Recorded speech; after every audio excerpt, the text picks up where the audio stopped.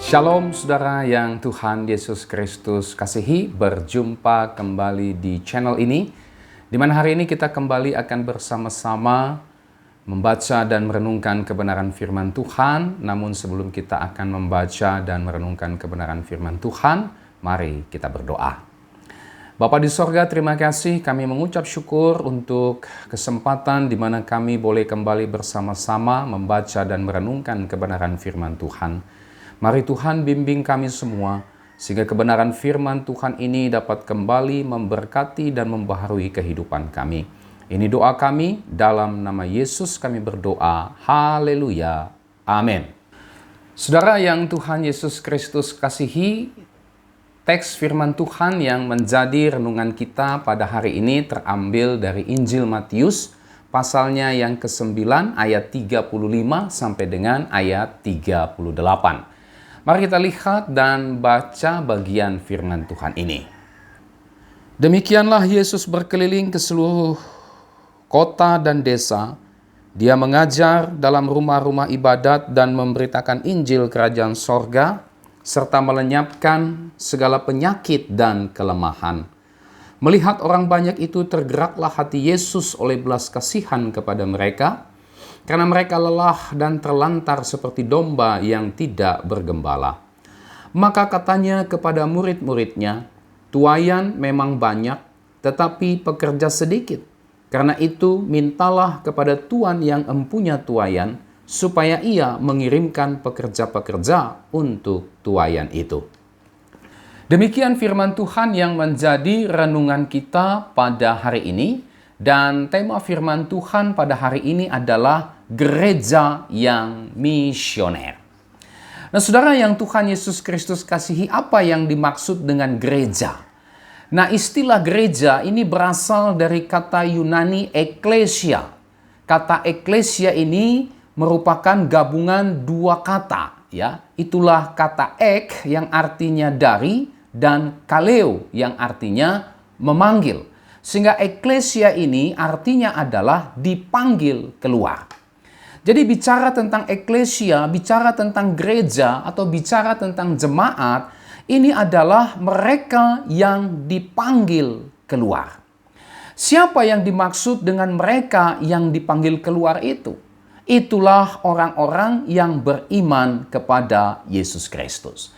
Sehingga bisa disimpulkan, saudara, kata ekklesia, gereja, atau juga bisa diterjemahkan dengan kata jemaat, ini adalah pertama, mereka yang dipanggil keluar dari kehidupan yang lama.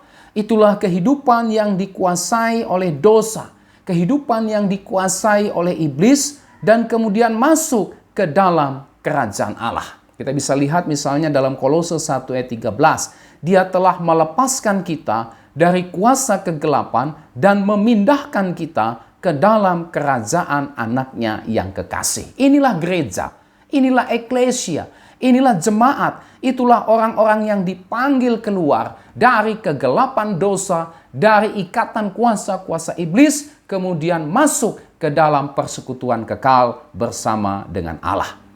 Ekklesia apa? Ekklesia juga bisa berarti mereka yang dipanggil keluar dari yang tadinya hidup bagi dirinya sendiri, sekarang hidup untuk Tuhan. Hidup bagi Tuhan. Beribadah hanya kepada Tuhan dan melayani Tuhan.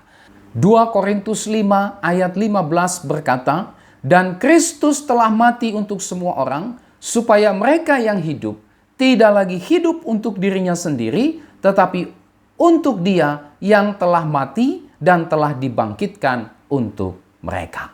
Inilah arti atau definisi daripada gereja atau jemaat, atau yang dalam bahasa Yunaninya digunakan kata ekklesia.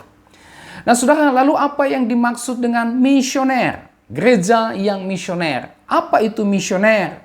Kata misioner ini menurut Kamus Besar Bahasa Indonesia artinya bersifat misi. Nah, kata misioner ini berasal dari kata dasar misi, ya, yang menurut Kamus Besar Bahasa Indonesia adalah perutusan yang dikirimkan oleh suatu negara ke negara lain untuk melakukan tugas khusus, entah itu di bidang diplomatik, politik, perdagangan, kesenian, dan sebagainya. Itu misi. Misi juga bisa diartikan sebagai tugas yang dirasakan orang sebagai suatu kewajiban untuk melakukannya, entah itu demi agama, ya, entah itu karena ideologi, entah itu juga karena motivasi patriotisme dan sebagainya. Nah, yang menarik, menurut Kamus Besar Bahasa Indonesia, misi juga diartikan sebagai kegiatan menyebarkan kabar gembira atau Injil dan mendirikan jemaat setempat, dilakukan atas dasar pengutusan sebagai kelanjutan misi Kristus. Ya, itulah definisi misi yang menjadi dasar dari kata misioner. Kata misi juga, saudara, dalam bahasa Latin ini digunakan kata missio, yang artinya mengutus atau mengirim dengan otoritas dari si pengutus. Itu yang dimaksud dengan misi atau missio dalam bahasa Latin. Seseorang yang diutus, tetapi disertai dengan otoritas daripada si pengutus. Nah, dalam bahasa Yunani, kata misi ini bisa juga dipakai kata apostolos, ya.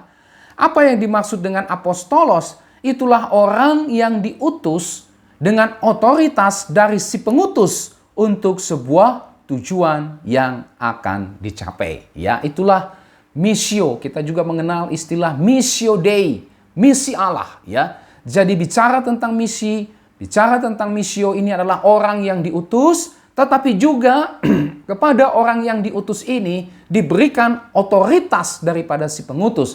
Sehingga barang siapa yang menolak pesan daripada si utusan ini sama saja dengan menolak si pengutusnya. Kira-kira demikian.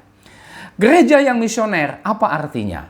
Gereja yang misioner artinya gereja yang tetap setia, gereja yang tetap memiliki semangat, gereja yang tetap bersukacita, gereja yang terus sabar untuk memberitakan misi Allah, ya, atau istilah Latinnya missio Dei. Itulah keselamatan kekal bagi orang berdosa di dalam Yesus Kristus, atau yang kita bisa kenal dengan Injil. Apa arti Injil? Injil artinya kabar baik. Inilah arti daripada gereja misioner. Saudara dan saya yang adalah gereja ini tetap setia, terus memberitakan Injil dengan penuh semangat, dengan penuh sukacita, dengan penuh kesabaran, menyampaikan berita kekal bagi orang berdosa di dalam Yesus Kristus. Gereja misioner adalah gereja yang bergerak untuk melaksanakan sebuah misi. Apa misinya? Misinya adalah memberitakan Injil kepada dunia ini. Nah, saudara yang Tuhan Yesus Kristus kasihi, berdasarkan teks firman Tuhan ini, kita akan melihat beberapa aspek dari gereja yang misioner. Apa saja aspek-aspek dari gereja yang misioner yang kita bisa lihat berdasarkan teks firman Tuhan ini? Yang pertama, berbicara tentang jangkauan gereja yang misioner. Mari kita lihat ayat 35.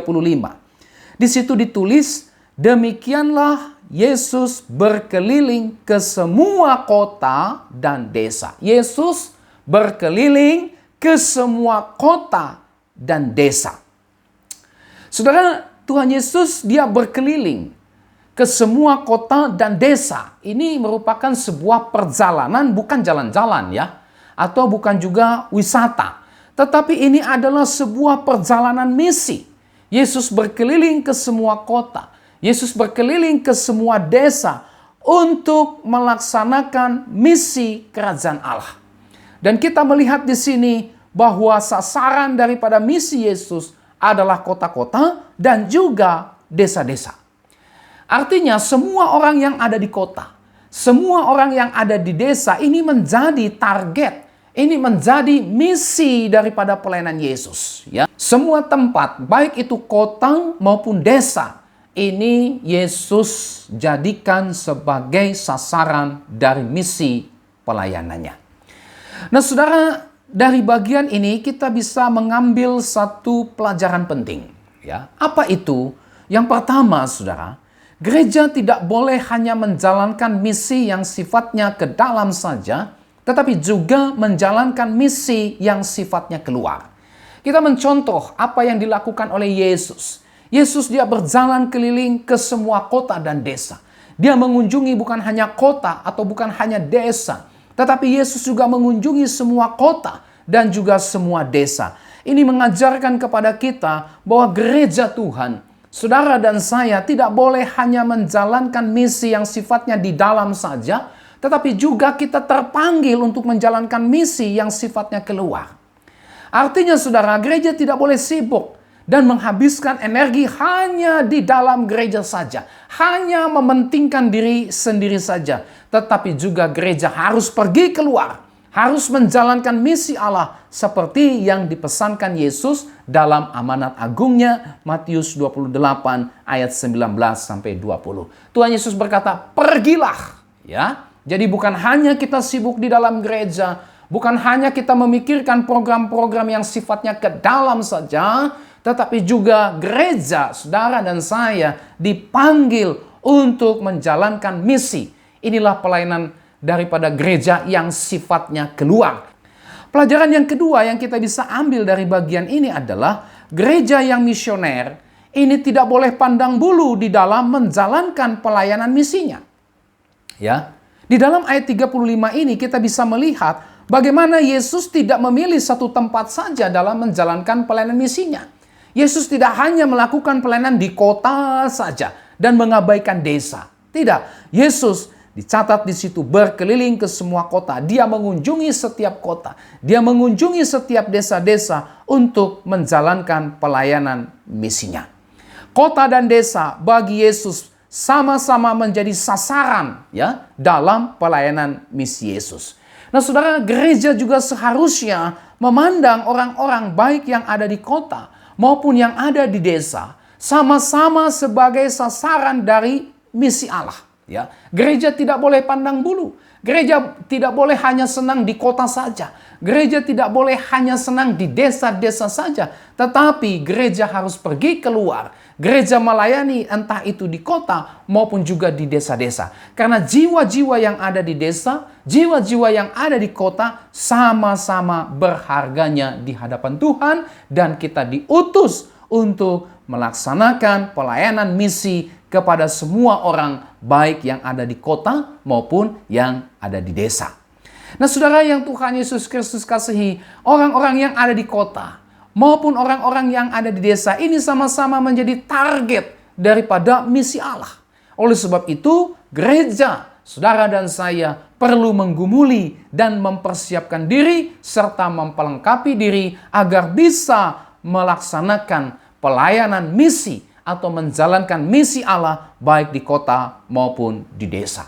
Apalagi saudara di tengah perkembangan internet yang semakin canggih saat ini, ya, kesempatan untuk memberitakan Injil menjadi lebih luas, ya, melalui media-media sosial, melalui kanal-kanal daripada channel-channel di media sosial. Kita bisa memberitakan Injil sehingga orang yang ada di belahan dunia lain, di pelosok lain bisa mendengarkan Injil, bisa mendengarkan kabar baik.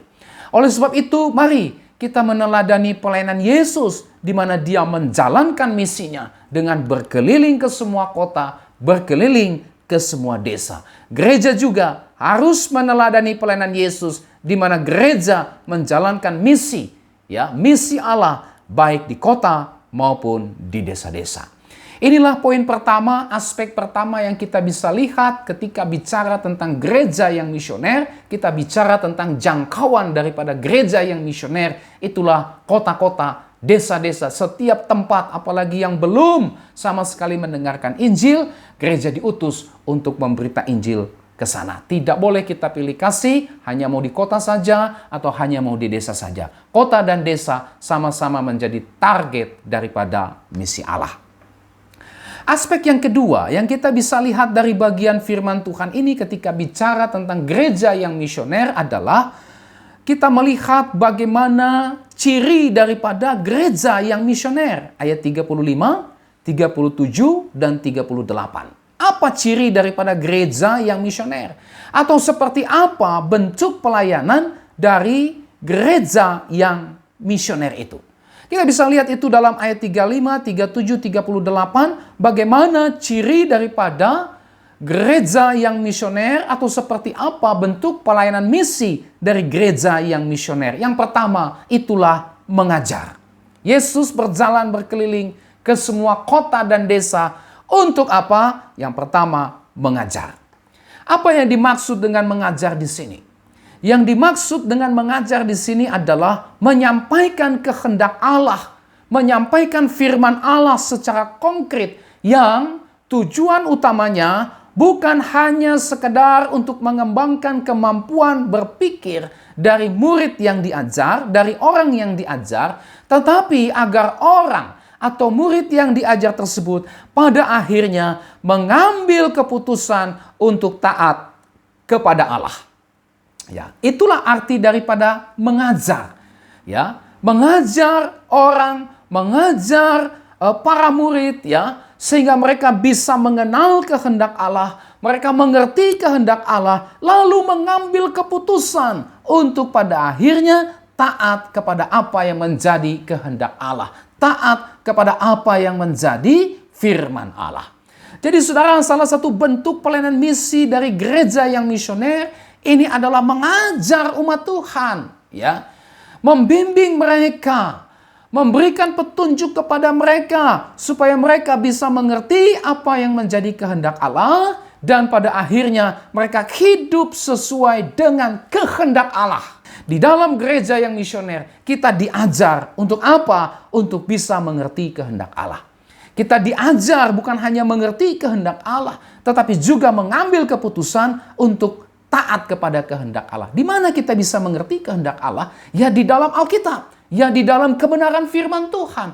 Inilah ciri daripada gereja yang misioner atau bentuk pelayanan dari gereja yang misioner, mengajar. Gereja harus ada pengajaran yang benar. Pengajaran yang bersumber daripada kebenaran Alkitab, bukan bersumber dari berbagai macam dongeng, tahayul, dari para oknum-oknum yang mengaku hamba Tuhan. Bukan, tetapi dari Alkitab yang digali sedemikian rupa untuk bisa mengerti apa yang menjadi kehendak Tuhan bagi umat Tuhan. Yang kedua, saudara, ciri daripada pelayanan misi gereja yang misioner, atau seperti apa bentuk pelayanan misi dari gereja yang misioner, itulah memberitakan Injil Kerajaan Sorga. Tadi yang pertama mengajar. Ciri yang kedua adalah memberitakan Injil Kerajaan Sorga. Apa artinya Injil? Ya. Injil artinya kabar baik. Mengapa dikatakan kabar baik? Karena berbicara tentang keselamatan kekal atas orang berdosa di dalam satu pribadi, itulah Yesus Kristus. Ada pengharapan, ya, bagi setiap orang yang berdosa yang tidak ada harapan itu, sehingga mereka bisa terlepas dari ikatan dosa. Mereka bisa terlepas dari kutuk dosa. Mereka bisa dilepaskan dari ikatan kuasa setan-setan dan mereka pada akhirnya dapat memperoleh persekutuan kekal dengan Tuhan di dalam satu pribadi. Itulah Yesus Kristus. Itulah Injil, kabar baik bagi mereka yang ada di dalam kegelapan dosa, bagi mereka yang ada di bawah murka Allah, bagi mereka yang ada di bawah kuasa ikatan setan-setan, ada kabar baik bagi mereka. Itulah kelepasan dari itu semua, itulah persekutuan kekal di dalam Yesus Kristus. Itulah yang disebut dengan Injil atau kabar baik.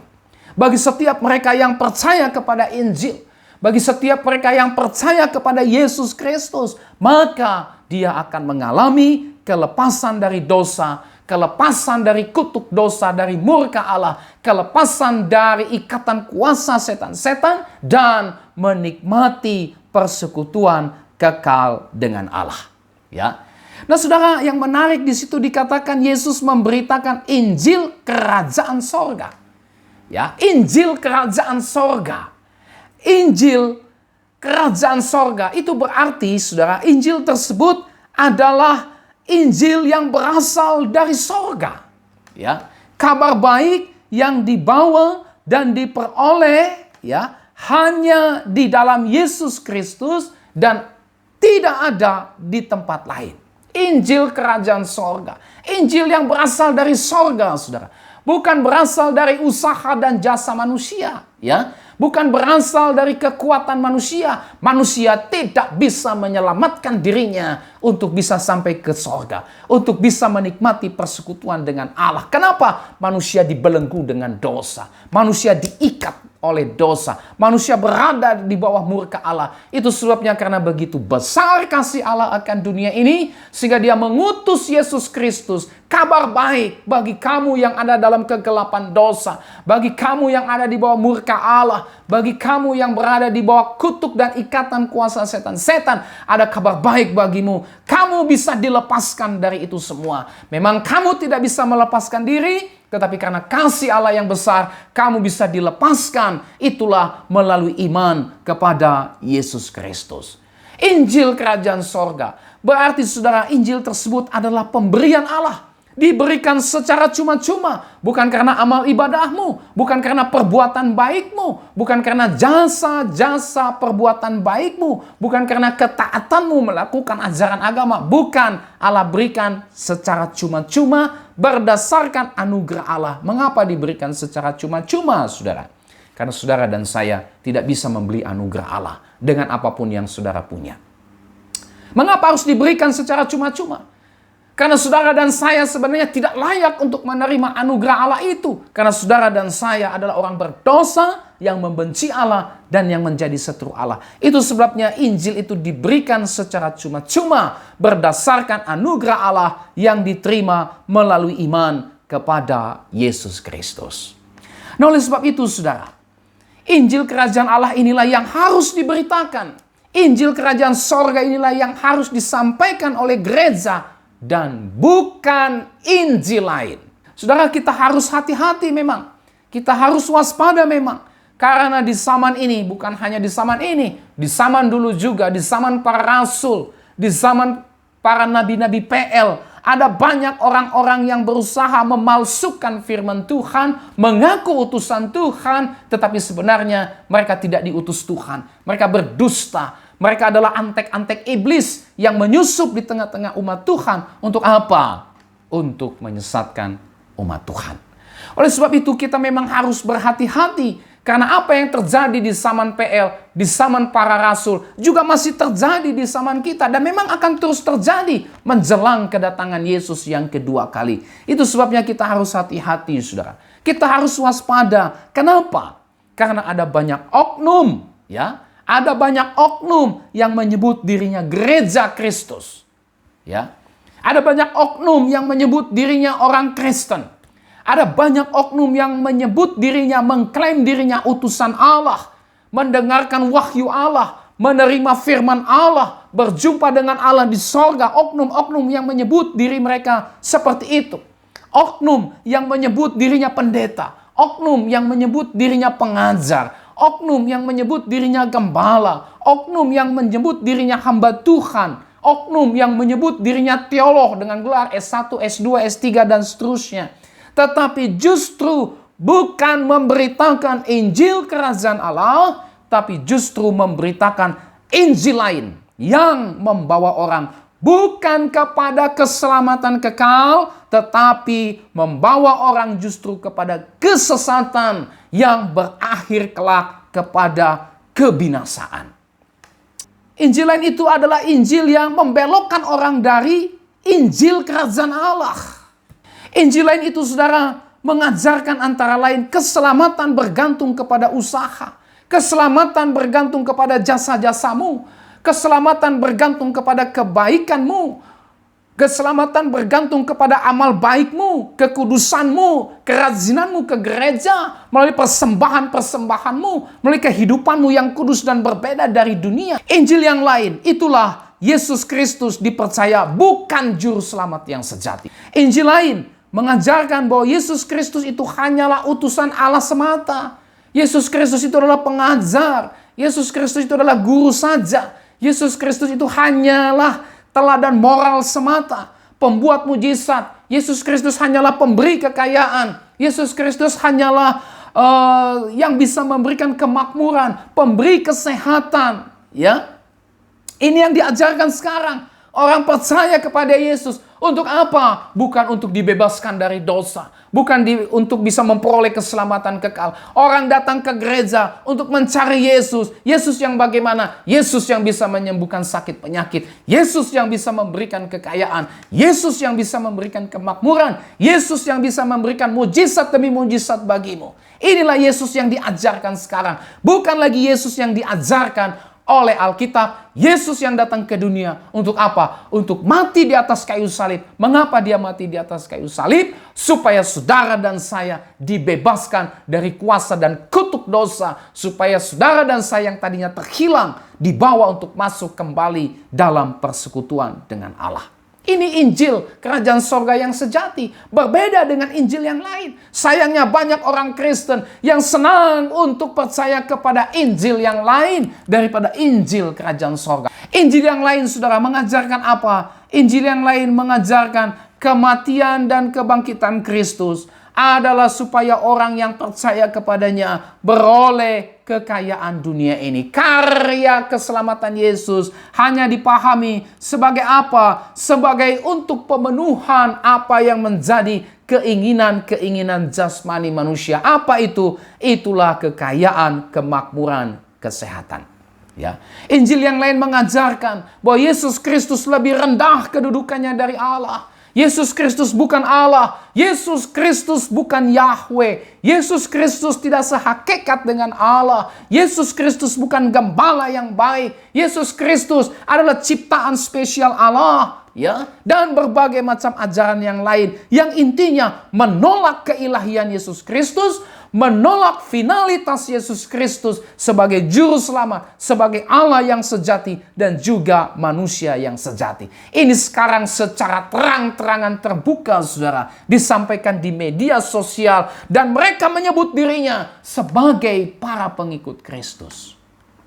Ya, ini yang Yesus bilang serigala berbulu domba. Kelihatannya domba, tetapi sesungguhnya serigala yang buas. Kenapa dikatakan buas? Karena tujuannya adalah untuk menyesatkan orang, ya, membawa orang tidak lagi datang kepada Allah, tetapi membawa orang untuk dijerumuskan kepada kebinasaan. Itulah jahatnya daripada ajaran sesat.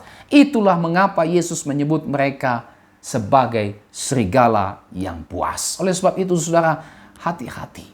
Hati-hati dengan Injil yang lain yang menyebut ada Yesusnya, yang menyebut saya percaya Alkitab, saya percaya Yesus, tapi kita harus selidiki dengan baik. Apakah yang diimaninya itu adalah Yesus Kristus yang berdasarkan kepada Alkitab atau tidak? Ya. Dan kita sebagai orang-orang percaya perlu waspada, karena memang seperti yang disampaikan oleh firman Tuhan, para pengajar palsu telah pergi ke seluruh dunia untuk apa? Menyesatkan banyak orang.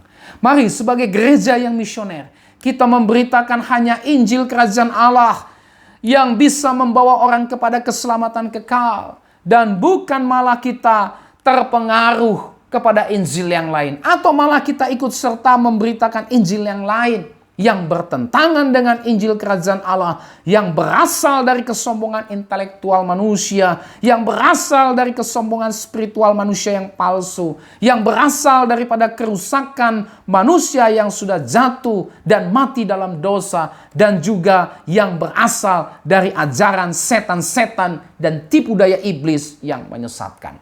Harus dibedakan Injil kerajaan sorga, Injil yang sejati turun dari sorga. Tapi Injil yang lain berasal dari bawah, berasal dari manusia yang rusak oleh karena dosa, berasal daripada keangkuhan manusia, bahkan juga merupakan pekerjaan dari iblis, bapa segala penyesatan, yang mengirimkan antek-anteknya untuk menyesatkan banyak orang. Oleh sebab itu, saudara, ciri daripada gereja yang misioner, apa itu? Memberitakan Injil kerajaan sorga. Saudara dan saya harus beritakan Injil kerajaan sorga, bukan Injil yang lain. Yang ketiga, saudara, apa ciri daripada gereja yang misioner? Itulah melenyapkan segala penyakit dan kelemahan. Ya, saudara, tidak bisa dipungkiri bahwa Alkitab mengajarkan dampak daripada kejahatan manusia, dampak dari kejatuhan manusia dalam dosa, ini menyebabkan manusia mengalami penyakit dan kelemahan. Meskipun memang benar juga, saudara, bahwa tidak semua penyakit disebabkan oleh dosa, tetapi kejatuhan manusia ini telah mengakibatkan alam menjadi rusak. Kejatuhan manusia dalam dosa tidak bisa dipungkiri, telah mengakibatkan manusia pada akhirnya mengalami berbagai macam penyakit dan kelemahan. Nah, penyakit dan kelemahan yang dimaksud di sini ya, tidak hanya menyangkut fisik saja, tetapi juga menyangkut mental dan kehidupan spiritual, menyangkut mental dan kehidupan rohani. Saudara, kalau kita memperhatikan konteksnya dari bagian firman Tuhan ini, maka kita bisa melihat bahwa penyakit dan kelemahan di sini sebenarnya adalah akibat dari kejatuhan manusia dalam dosa. Itu sebabnya Tuhan Yesus datang. Dia melenyapkan penyakit dan kelemahan tersebut ya dalam konteks untuk memberitakan Injil Kerajaan Allah. Tuhan Yesus datang untuk melenyapkan penyakit dan kelemahan tersebut sebagai sebuah bentuk, sebagai sebuah karya, sebagai sebuah kuasa Injil Kerajaan Allah yang membebaskan manusia dari kutuk dosa, dari ikatan dosa, dari akibat dosa yang merupakan akibat dari kejatuhan manusia dalam dosa. Nah, saudara, gereja yang misioner adalah gereja yang memberitakan pembebasan oleh Injil Kerajaan Allah dari kuasa dan kutuk dosa yang salah satu manifestasinya adalah dalam bentuk penyakit dan kelemahan. Oleh sebab itu, saudara, pelayanan misi gereja ini haruslah bersifat holistik, ya. Itulah menyentuh hal-hal yang bersifat fisik, menyentuh hal-hal yang sifatnya jasmani, tetapi juga hal-hal yang bersifat rohani. Itulah kelepasan dari kuasa dan kutuk dosa, kelepasan dari ikatan kuasa iblis, dan memperoleh persekutuan kekal dengan Allah di dalam dan melalui Yesus Kristus. Inilah yang dilakukan oleh Yesus. Inilah juga yang harus dicontoh dan diteladani oleh gereja yang misioner, melenyapkan segala penyakit dan kelemahan sebagai akibat kejatuhan manusia dalam dosa.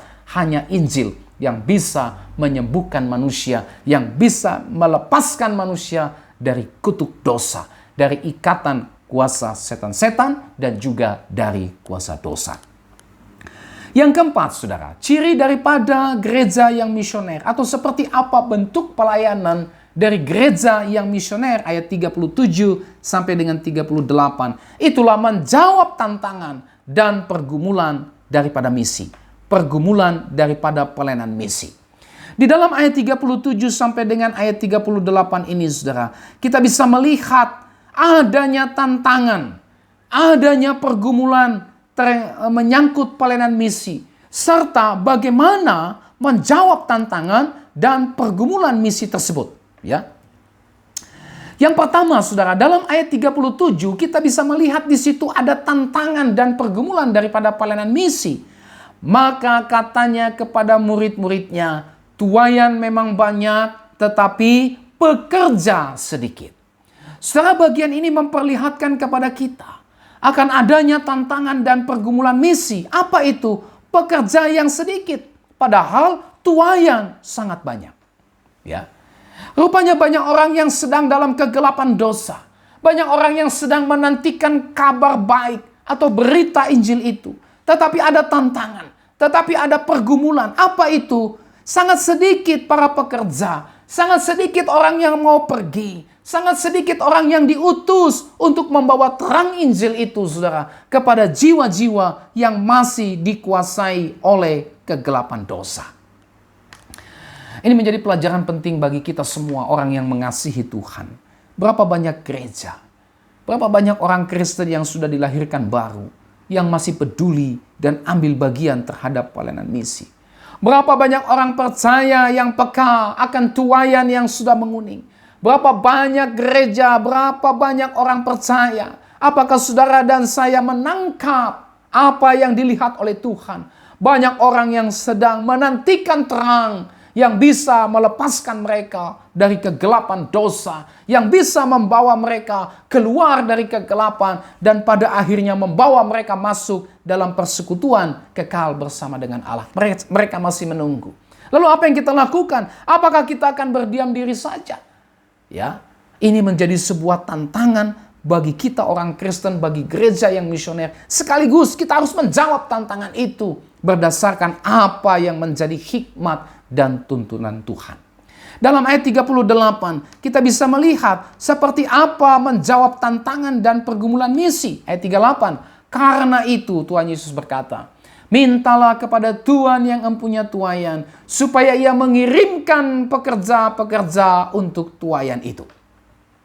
Dari apa yang dikatakan oleh Yesus ini, saudara, kita bisa melihat jawaban terhadap tantangan dan pergumulan misi. Apa itu? Yang pertama adalah berdoa bagi pelayanan misi.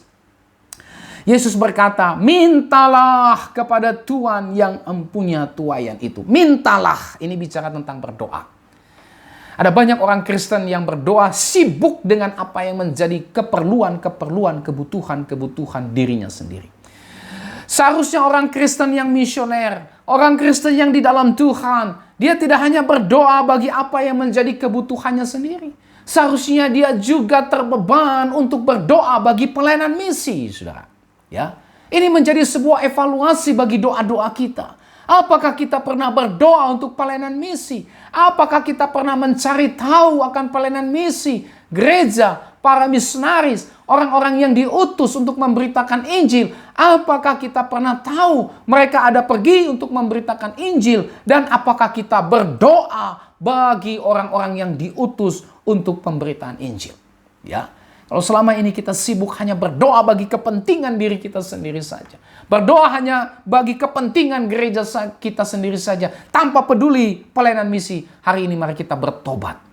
Ya, mari kita perbaiki doa-doa kita. Jangan hanya berdoa untuk kebutuhan diri kita sendiri saja, saudara. Tapi mari kita berdoa juga untuk pelayanan misi, sehingga banyak orang yang diutus untuk memberitakan Injil, sehingga orang yang menunggu terang daripada Injil itu, mereka yang sudah sekian lama berada di dalam kegelapan, mereka pada akhirnya bisa melihat terang Injil itu dan dibebaskan dari kegelapan. Mereka menunggu saudara dan saya. Bagaimana cara kita terlibat? Bagaimana cara kita menjawab tantangan misi ini, saudara? Mulailah dengan doa bagi pelayanan misi. Yang kedua, saudara, bicara tentang mengutus misionaris. Ya, mintalah kepada Tuhan yang empunya tuaian supaya ia mengirimkan pekerja-pekerja. Kita perlu berdoa. Kita juga perlu mengutus misionaris. Ya, kita perlu membangun pelayanan misi dalam gereja kita. Siapa tahu di antara anggota jemaat kita ada orang-orang yang memang dipanggil Tuhan secara khusus untuk diutus menjadi misionaris memberitakan Injil ke tempat-tempat yang belum pernah Injil diberitakan. Yang ketiga, saudara, menjawab tantangan dan pergumulan misi itulah terlibat dalam pelayanan misi. Kita berdoa, gereja kita mengutus misionaris, tapi kita sendiri juga terlibat dalam pelayanan misi. Seperti apa bentuk keterlibatan kita dalam pelayanan misi? Tadi kita sudah yang lihat yang pertama, berdoa. Tapi juga yang kedua, keterlibatan kita dalam pelayanan misi adalah melalui proklamasi kita.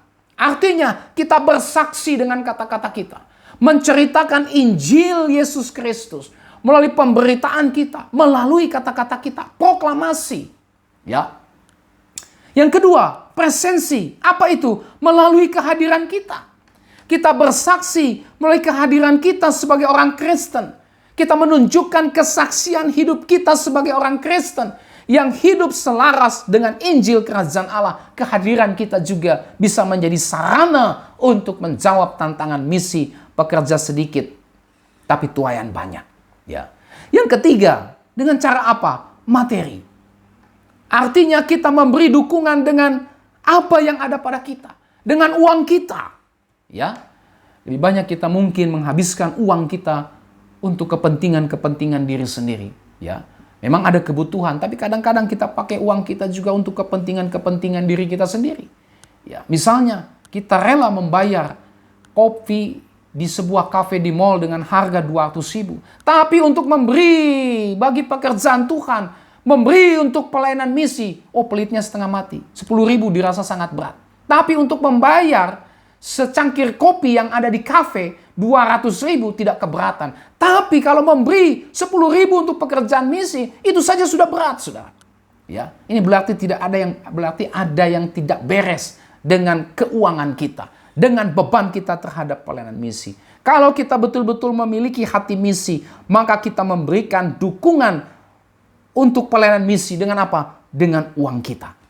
Bisa juga dengan keahlian kita. Bisa juga dengan karunia kita. Bisa juga dengan talenta kita untuk pelayanan misi dan juga mendukung para misionaris. Inilah merupakan bentuk keterlibatan kita dalam pelayanan misi. Dan saudara yang Tuhan Yesus Kristus kasihi, inilah 4 bentuk daripada pelayanan misi atau ciri daripada gereja yang misioner. Biarlah keempat ciri daripada gereja yang misioner ini ada di dalam kehidupan kita secara pribadi dan juga nampak dalam kehidupan bergereja kita. Aspek yang ketiga yang kita bisa lihat dari bagian firman Tuhan ini ketika bicara tentang gereja yang misioner, itulah motivasi pelayanan gereja yang misioner. Ayat 36. Melihat orang banyak itu, tergeraklah hati Yesus oleh belas kasihan kepada mereka. Saudara, dari bagian ini kita bisa melihat bahwa yang menggerakkan Yesus untuk melayani orang banyak itu adalah belas kasihannya. Oleh karena belas kasihannya kepada jiwa-jiwa yang terhilang, Yesus pergi berkeliling ke seluruh kota. Yesus pergi berkeliling ke semua desa untuk mengajar, untuk memberitakan Injil, untuk melenyapkan penyakit dan kelemahan, juga untuk menjawab tantangan dan pergumulan misi terhadap orang banyak itu. Saudara, di dalam Alkitab berulang kali dituliskan tentang belas kasihan Yesus yang dinyatakan misalnya dengan tindakan-tindakan, misalnya belas kasihannya kepada yang lapar. Matius 15 ayat 32. Belas kasihannya kepada yang cacat. Matius 20 ayat 34. Belas kasihannya kepada mereka yang dirasuk setan. Markus 9 ayat 22. Belas kasihannya kepada orang yang berduka cita. Lukas 7 ayat 13 dan sebagainya. Nah, gereja yang misioner adalah gereja yang digerakkan oleh belas kasihan ilahi terhadap jiwa-jiwa yang terhilang. Belas kasihan ilahi terhadap yang terhilang ini hanya dimiliki oleh mereka yang telah diterangi hatinya oleh Kristus. Hanya dimiliki oleh mereka yang telah diselamatkan oleh Kristus. Hanya dimiliki oleh mereka yang telah dilahirkan kembali. Hanya dimiliki oleh mereka yang telah dilepaskan dari kegelapan dan telah dipindahkan ke dalam kerajaan anaknya yang kekasih. Kalau kita telah mengalami hal tersebut, telah mengalami belas kasihan Kristus yang dinyatakan dengan membebaskan kita dari kuasa dan kutuk dosa yang membawa kita kepada keselamatan kekal, maka saudara dan saya juga pasti akan memiliki belas kasihan Yesus. Saudara dan saya akan digerakkan oleh belas kasihan Kristus untuk terlibat dalam pelayanan misi kepada mereka yang terhilang. Aspek yang keempat daripada gereja yang misioner adalah sasaran gereja yang misioner.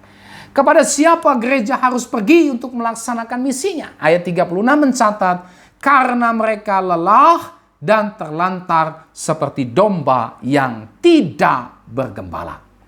Kepada mereka inilah gereja melakukan pelayanan misinya. Lelah, terlantar seperti domba yang tidak bergembala. Saudara, istilah lelah ini menggambarkan keadaan manusia yang sangat menyedihkan dan memprihatinkan. Ya. Sedangkan kata terlantar ini menggambarkan keadaan manusia yang tidak berdaya sama sekali. Lelah dan terlantar, keadaan yang sangat menyedihkan, ya. Keadaan manusia yang tidak berdaya sama sekali. Mengapa menyedihkan? Manusia tidak punya harapan untuk bisa keluar dari ikatan kuasa dosa. Mengapa dikatakan menyedihkan dan memprihatinkan? Manusia berada di bawah kutuk Allah, di bawah murka Allah, di bawah ikatan kuasa setan-setan, dan sedang berjalan menuju kepada kebinasaan kekal. Menyedihkan. Ya. tetapi juga terlantar. Artinya manusia tidak berdaya untuk bisa keluar dari itu semua, saudara. Manusia tidak punya kekuatan sama sekali untuk bisa lepas dari itu semua. Suatu keadaan di mana tidak ada seorang pun manusia yang bisa menolong dirinya sendiri. Dan itu berarti mereka sangat membutuhkan pertolongan yang berasal dari luar. Alkitab juga mencatat mereka seperti domba yang tidak bergembala. Artinya apa? Mereka tersesat, saudara. Mereka tidak tahu jalan yang benar.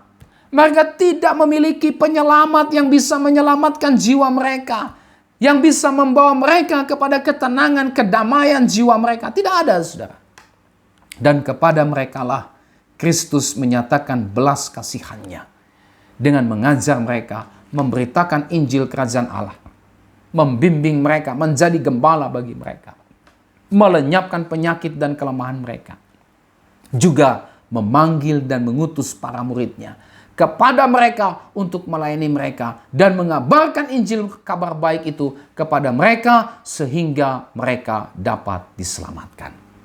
Saudara, inilah yang menjadi misi daripada gereja yang misioner. Itulah membawa Injil kabar baik kepada mereka yang lelah. Kepada mereka yang terlantar seperti domba yang bergembala. Mengapa kita harus memberitakan Injil? Mengapa gereja harus ada pelayanan misi? Karena ada banyak orang yang lelah, terlantar seperti domba yang tidak bergembala.